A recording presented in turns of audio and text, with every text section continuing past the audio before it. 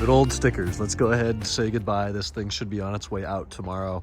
The new fan's in there, the new fan's working. We put the bumper back, reinstalled the headlights. I wired up the halos a little better. It's just dark enough now. I am kind of dying to see what that looks like. I hope they're red. Let's see. Let's see what kind of halos you get with eBay. Meep, meep, meep. Horrible low OBC sound. I don't know what they were thinking. All right, they're just really dim white. That could be worse, right? That could be a lot worse. Today's the cold day in Escondido. 64 is a high today, and it's already probably in the 50s. It is 57. Jeez, it was 100 last week. Now it's 57. The key doesn't work, and no, it's not the fuse. I was not asked to diagnose that, so I'm not. 7 Series awaits parts. Let's go inside where it's warmer and talk about how today was a relatively productive day. Not for that car. Not for that car. Not for that car. I don't even know. They came back to try their own DME, and I'm not sure if it worked or not, but they're buying another one, and then they're going to try that for us. So I didn't really ask any more questions. The check engine light in the Imola car is the Vanos inlet Vanos function Bank 2. So we removed Bank 2's Vanos board, the PCB board with the solenoids, and it is now boxed up here, ready to go out to Dr. Vanos. My second time dealing with them, only my second time. The E39 M5 for a long time had this reputation of, oh, the Vanos is so unreliable and the parts are so expensive. Not really. Yes, the parts are expensive if you need them, but this is truly the only time I've ever had to reactively send something out for repair. And the car runs and drives fine. It just has a check engine light occasionally and a bit of a stumble on warm start. So we'll see what they say. I talked to a guy over there on the phone today. He's like, oh yeah, I just saw your email. No, you didn't just see it. I sent it 4 weeks ago. God, check your inbox.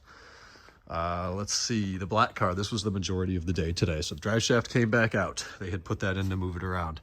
The diff came out. The diff got resealed. The rear, well, the only differential bushings, all 3 of them got replaced today.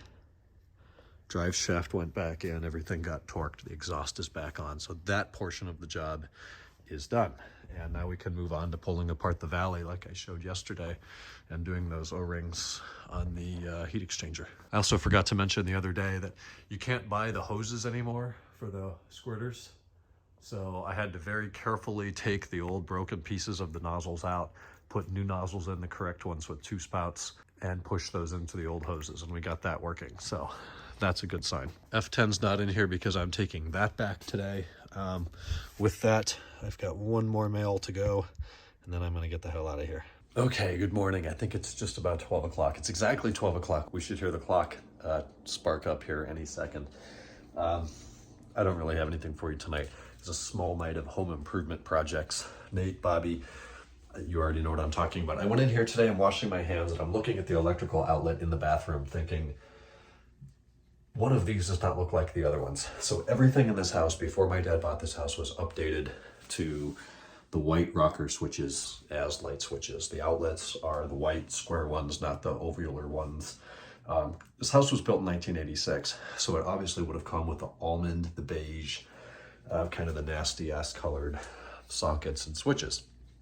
Previous owners update everything to white, with the exception of the GFCI, the ground fault circuit interrupter, in this downstairs bathroom. And it's the outlet right here. So that one was still almond.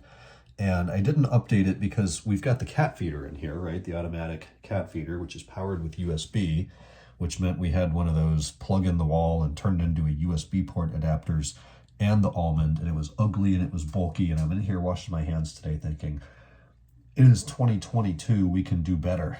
So I did some research. Bobby found this one on Amazon, or had used this one before.